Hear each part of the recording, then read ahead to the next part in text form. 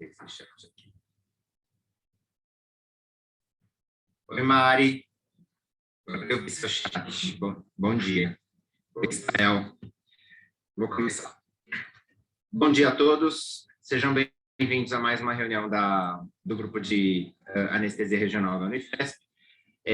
Hoje eu vou apresentar o Dr. Vitor, que vai falar sobre o bloqueio costoclavicular. É uma continuação da aula da semana passada, que foi sobre o infraclavicular.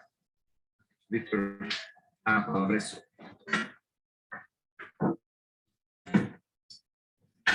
Bom dia, gente, tudo bem? Como o Dr. Takeda já falou, nossa aula de hoje é uma continuação da aula passada sobre o bloqueio da região infraclavicular, né? A gente viu a técnica da abordagem retroclavicular, né? Que é um outro tipo de tratamento para a região infraclavicular. E hoje a gente vai ver uma nova técnica mais recente sobre essa região, que é o bloqueio costoclavicular, tá bom? Eu vou começar a apresentação aqui.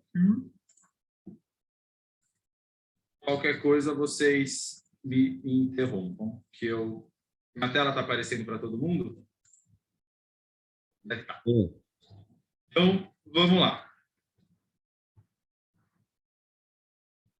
Aqui, bloqueio costoclavicular, né? Então, relembrando, né, mais uma vez, a anatomia do plexo braquial, nós temos as raízes de C5 a T1, né? Lembrando, podendo ser pré ou pós-fixado.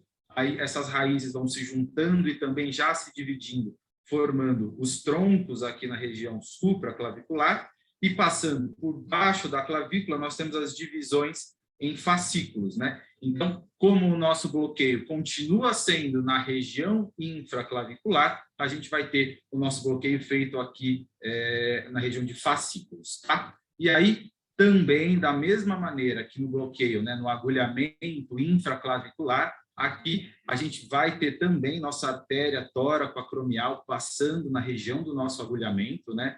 A artéria tóraco-acromial e seus ramos peitorais. Às vezes ela pode ficar um pouco mais difícil de ver nessa técnica, difícil de a gente perceber que é uma artéria. Na técnica infraclavicular, a gente faz um corte transversal dessa artéria, então a gente consegue ver aquela imagem clássica de uma bolinha pulsando. Aqui no escaneamento na técnica costoclavicular, a gente faz um corte longitudinal dessa artéria, então a gente vê aqui esse vaso comprido. Então, às vezes, no dia a dia, ele pode não perceber que isso é uma artéria, mas tem que se atentar que, da mesma maneira que no infraclavicular, a artéria tóraco-acromial vai estar no nosso bloqueio, a gente tem que prestar atenção nisso, tá bom? E aí, quais as indicações da técnica costoclavicular? São indicações semelhantes à técnica infra e supraclavicular, né? Um bloqueio é uma abordagem diferente do infra, né? Então tem as mesmas indicações do infraclavicular. Cirurgias de terço médio de húmero, cotovelo, antebraço, punho, mão, e para o Léo, não sei se o Léo está aí hoje, mas tem estudos recentes fazendo avaliação para cirurgia de ombro da técnica costoclavicular, tá bom? E agora as contraindicações, quando eu não vou fazer um costoclavicular. A recusa do paciente, alguma infecção no local de punção, e por ser um bloqueio profundo, lembrar da nossa primeira aula que eu dei de coagulopatias, né, e pacientes em uso de anticoagulantes e antiagregantes na anestesia regional, por ser uma região de difícil confiabilidade, a gente tem que ou respeitar o tempo de interrupção das medicações, dos anticoagulantes e antiagregantes, ou optar por uma técnica mais superficial, uma técnica em uma região mais compressiva, tá bom?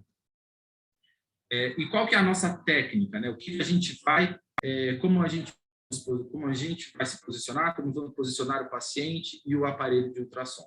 Da mesma maneira que no infraclavicular, o paciente vai estar em DDH, uma 90 graus do braço a ser, com leve flexão do antebraço. Esse movimento não é obrigatório para a realização do bloqueio, também como no infra, mas lembrar que ele facilita o escaneamento e o agulhamento por meio que tirar a clavícula do meio do caminho. Então, uma abdução em 90 graus, com uma flexão do antebraço, facilita o nosso escaneamento e o nosso agulhamento, tá bom?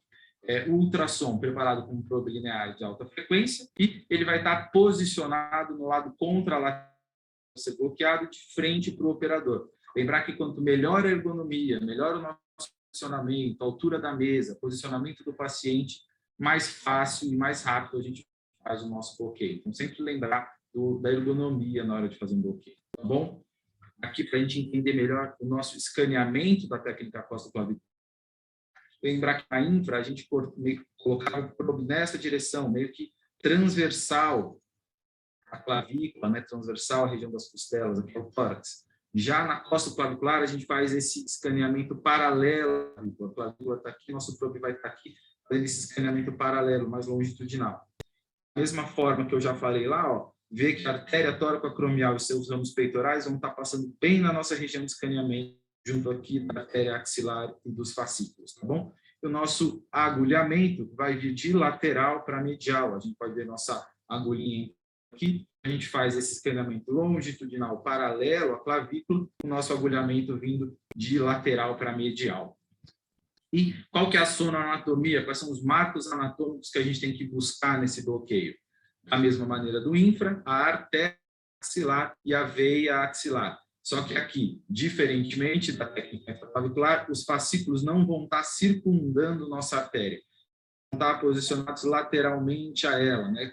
Parece até uma imagem do supraclavicular, mas escaneado na via infraclavicular, e aqui não são troncos, são fascículos, tá bom? Então, aí o nosso agulhamento vai vir aqui de lateral para medial, e a ideia do nosso bloqueio é fazer ou uma injeção única intracluster, né, entre esses 3 fascículos, visando uma dispersão uniforme por entre todos eles, ou também a técnica de hidrodissecção, conforme a gente vai injetando o anestésico local, esses fascículos vão se separando e a gente vai banhando com múltiplos agulhamentos, né, não agulhamentos, reposicionamentos de agulha, para que esses fascículos sejam todos banhados por anestésico local e a gente tenha uma menor latência e um menor risco de falha, tá bom?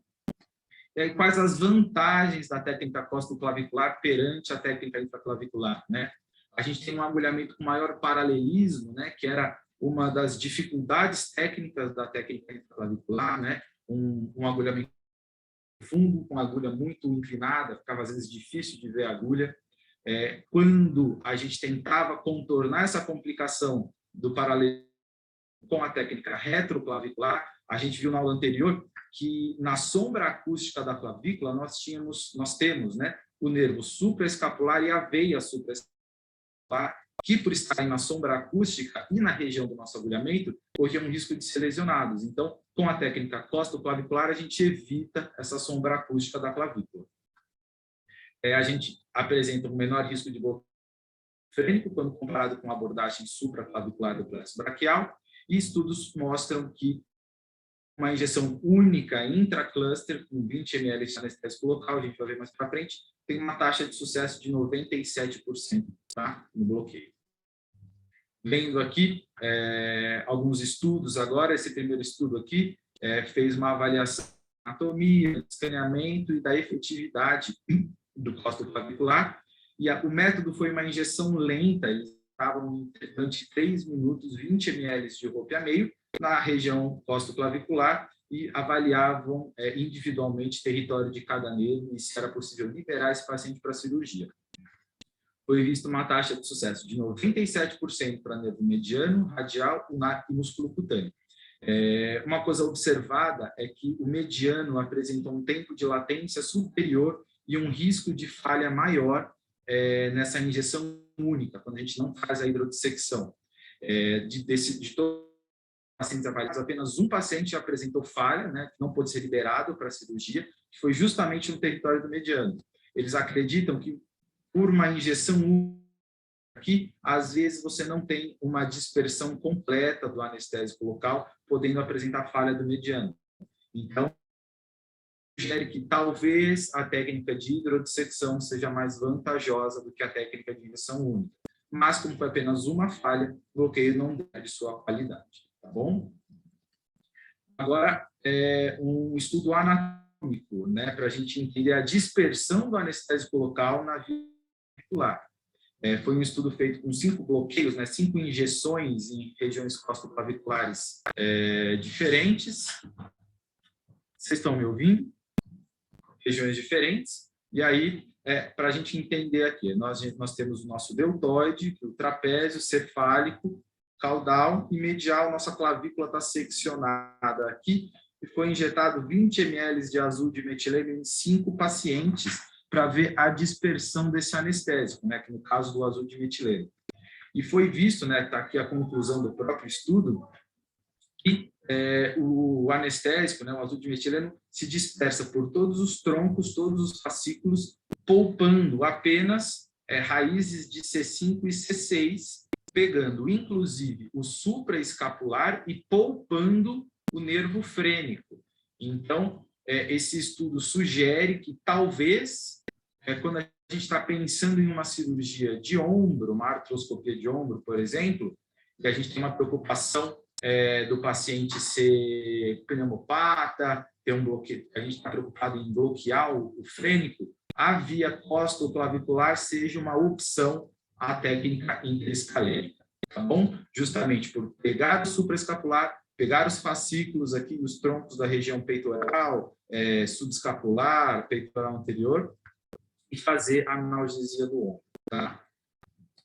E aí, justamente pensando nisso, foi feito um estudo randomizado comparando a técnica interescalênica e a técnica costoclavicular para artroscopia de ombro. E qual foi o método? Só para a gente entender esse estudo, qual foi o método utilizado? Os pacientes foram divididos em 2 grupos de 22 pacientes para cada grupo. Todos os 44 pacientes receberam bloqueio do plexo cervical com 5 ml de levobup, e aí recebiam ou o interescalênico ou o costoclavicular. A justificativa do plexo cervical ser feito é para tirar qualquer fator de dúvida quanto a regiões em dor em região cervical, tá bom? Região cervical mais proximal. E como que foi feito o interescalênico e o costoclavicular? Com 20 ml de levobup a meio com vasoconstritor associado à anestesia geral, tá bom? E aí, ao final do procedimento, os pacientes eram encaminhados a RPA com uma PCA endovenosa de morfina. E quais que foram os resultados? O que os pesquisadores encontraram com esse estudo? Que em todos os tempos avaliados no pós-operatório, os scores de dor em todos os tempos foram os mesmos para os 2 grupos. Tanto o costoclavicular quanto o interescalênico apresentaram os mesmos scores de dor no pós-operatório. Já o interescalênico apresentou 100% de paralisia diafragmática, tanto 30 minutos após o bloqueio, quanto 30 minutos após a chegada em RPA. Já o costoclavicular apresentou nenhum bloqueio de nenhuma paralisia diafragmática nos 2 tempos avaliados, né? Então, o interescalênico, todos os pacientes submetidos ao interescalênico tiveram paralisia diafragmática e nenhum dos pacientes submetidos ao costoclavicular tiveram paralisia diafragmática tanto quanto no pós-operatório. Em relação a outras variantes abordadas, eles perceberam que não houve diferença estatística entre o consumo de opioide, tanto no intraoperatório, né, consumo de fentanil, que eles colocam, quanto o consumo de morfina no pós-operatório. Tem aqui a tabelinha para a gente entender, ó, eu coloco aqui. Esse aqui é o consumo de fentanil, de opioides, né, no intraoperatório, e o consumo de morfina no pós-operatório. Esses pacientes não tiveram diferença estatística significativa entre o consumo de opioide e a gente consegue ver aqui que bloqueio hemidiafragmático, pacientes submetidos ao interescalênico tiveram 100% de bloqueio tanto no pré quanto no pós, e pacientes submetidos à técnica costoclavicular não tiveram nenhum bloqueio. E aqui, os nossos scores de dor avaliados no pós-operatório, que em todos os períodos, os scores de dor foram os mesmos, né? Então, o que sugere? Eles que, mais uma vez, em pacientes que a gente tem a preocupação de não bloquear o frênico, pacientes pneumopatas, a via costoclavicular pode ser uma opção à técnica clássica interescalênica, tá bom? E aí, da mesma maneira que a gente viu na aula anterior, um estudo anatômico, por ser um bloqueio novo, né, um anatômico que avalia algum risco de lesão de alguma estrutura importante no agulhamento costoclavicular, que a gente viu que na técnica retroclavicular nós temos a veia supraescapular e o nervo supraescapular. Aqui não foi visto, apesar da gente ter nossa artéria toracocromial e alguns ramos nervosos passando por ali, Por conta do agulhamento ser sempre visualizado, nós não temos nenhuma sombra acústica, não temos nenhum agulhamento às cegas, esse estudo sugere que essa abordagem, esse agulhamento, é mais seguro quanto a outras abordagens da técnica intraclavicular, se referindo aqui à técnica retroclavicular. Tá bom? E aqui uma imagem para a gente entender, né, como que é esse agulhamento, até onde a agulha chega, né? Essas aqui são imagens do corpo desse estudo anterior. Mais uma vez, a gente tem aqui clavícula, região cefálica, região caudal, região medial. E nossa clavícula, nosso plexo braquial aqui. Está vendo a nossa agulhinha chegando aqui e dispersando o anestésico entre a região dos fascículos. E aqui um outro corte, a nossa agulha, mais uma vez, entrando pelo deltoide e chegando aqui na artéria axilar, né? Não na artéria, né? Na região da artéria axilar, para dispersar o anestésico aqui. A gente consegue ver a nossa artéria toracoacromial seccionada aqui. Então, mostrou que é uma técnica segura justamente para a gente ter uma visualização completa da agulha durante todo o procedimento. A aula de hoje era isso, para a gente entender um pouco essa técnica, entender o agulhamento, como a gente faz, se ela é segura ou não, se ela é efetiva ou não, se a gente consegue um bloqueio eficaz com ela. Foi visto que sim. E aí eu deixo a aula aberta aqui para quem quiser fazer algum comentário. Obrigado.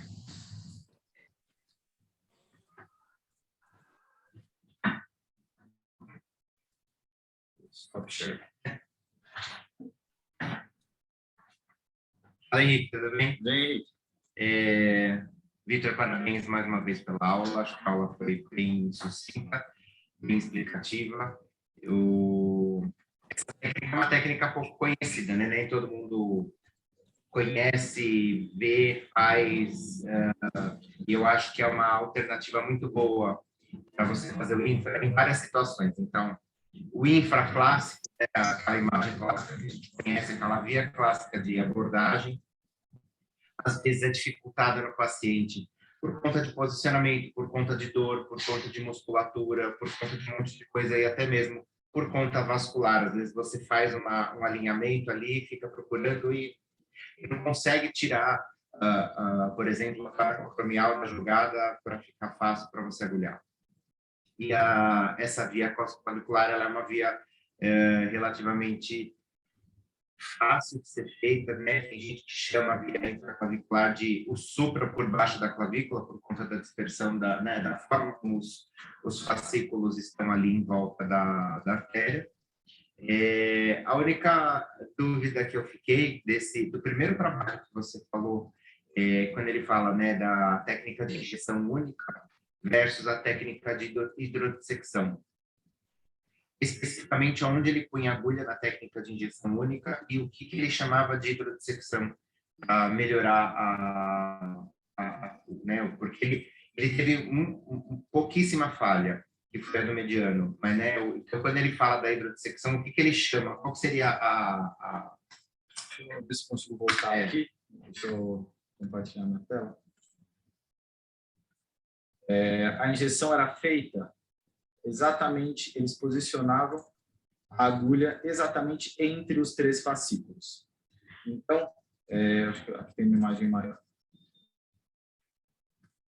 Eles colocavam a agulha exatamente aqui entre os 3 fascículos e eles percebiam que às vezes existe uma falha de dispersão para o fascículo lateral. Então, o anestésico predominava o fascículo médio e fascículo posterior, não dispersando-os tão bem quanto para o fascículo lateral. Então, na discussão, eles comentam que talvez melhorar essa dispersão para o fascículo lateral para ele ficar tão bem banhado quanto medial e posterior. Talvez, se a gente parasse para pensar aqui, deixa eu pôr para exemplo. A gente, como eu falei, né, essa técnica ela é conhecida como a supra por baixo da clavícula. A dispersão, né, a disposição dos fascículos, né, é muito parecido com a disposição dos troncos no supraclavicular. Talvez, então, a gente pudesse fazer o que ele fez aqui, que foi uma técnica dos fascículos, como se fosse uma técnica intracluster. Talvez a gente pudesse, na hora que está fazendo a injeção e ver a dispersão, pudesse realmente trazer a agulha até aqui e fazer como se fosse o corner pocket dessa região, né? para a gente tentar melhorar essa outra dispersão. É óbvio que se a dispersão para cá fica dificultada, a gente reposiciona a agulha e faz uma melhor dispersão. E isso que é o bonito da anestesia regional guiada por ultrassom, né? É a gente observar para onde a gente está injetando anestésico, para onde o anestésico está dispersando, mesmo que às vezes a agulha está bem posicionada, o plexo está bem fácil de ser visualizado, mas o anestésico não vai para onde a gente quer. Então, eu acho que quando a gente fala de anestesia regional guiada por ultrassom, isso é uma coisa sensacional. Mais alguém tem alguma pergunta? Henrique, quer fazer algum comentário? Mael, Mariana?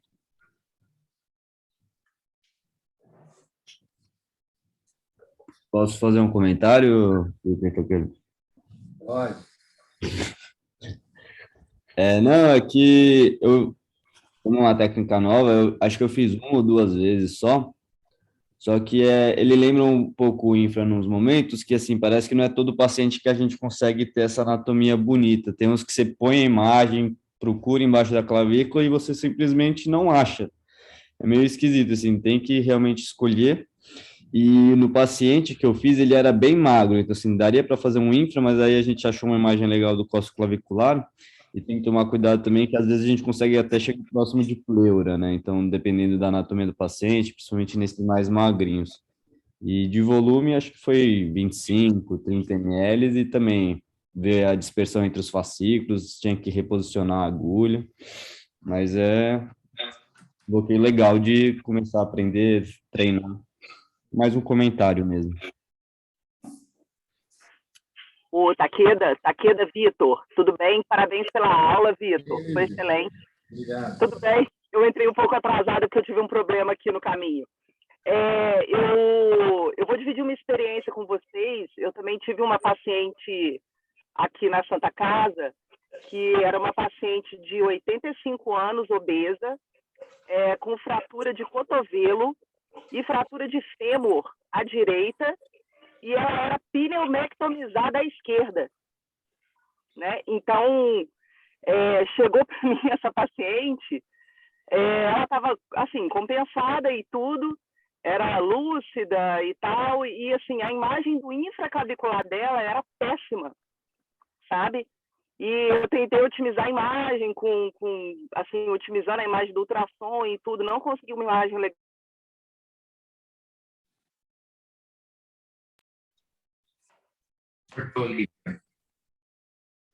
Parece de 5, e distribuir também um pouquinho ali no femoral à direita, e a gente associou a anestesia geral. O paciente acordou super bem, assim, e por incrível que pareça, a imagem do cóccix clavicular dela era assim, muito legal, era excelente, e ela também não conseguia abduzir o braço para a gente fazer o infra, sabe? Então, assim, o cóccix clavicular me serviu muito bem. E tem muita gente que... Eu nunca fiz o cóccix em criança, mas tem muita gente também que relata muito sucesso com o cóccix clavicular em criança, tá? Pela facilidade de imagem e facilidade de execução também, tá? Parabéns pela aula aí, Vitor. Beijo, Takeda. Beijo, Lívia.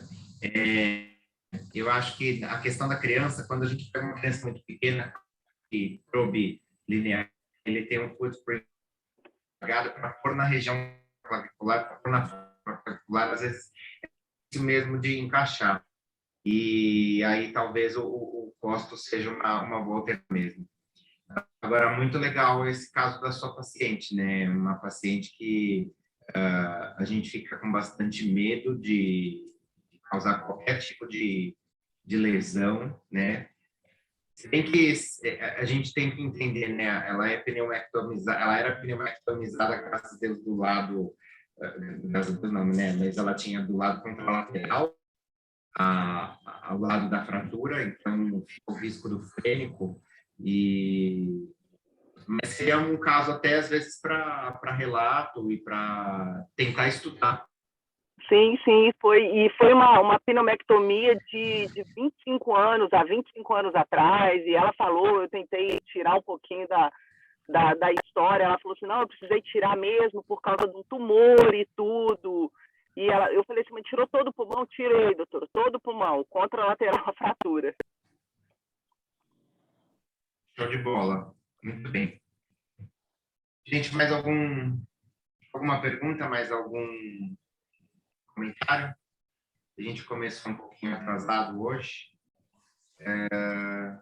A aula realmente é um tema mais curto, né? Esse do costoclavicular, uma vez que você sabe o infra, é mais fácil, né? Por isso que a gente deu a aula nessa sequência. Se ninguém tiver mais nenhum comentário, encerrar por hoje, e aí a gente se encontra aí semana que vem. Tá certo? Um abraço a todos e muito obrigado.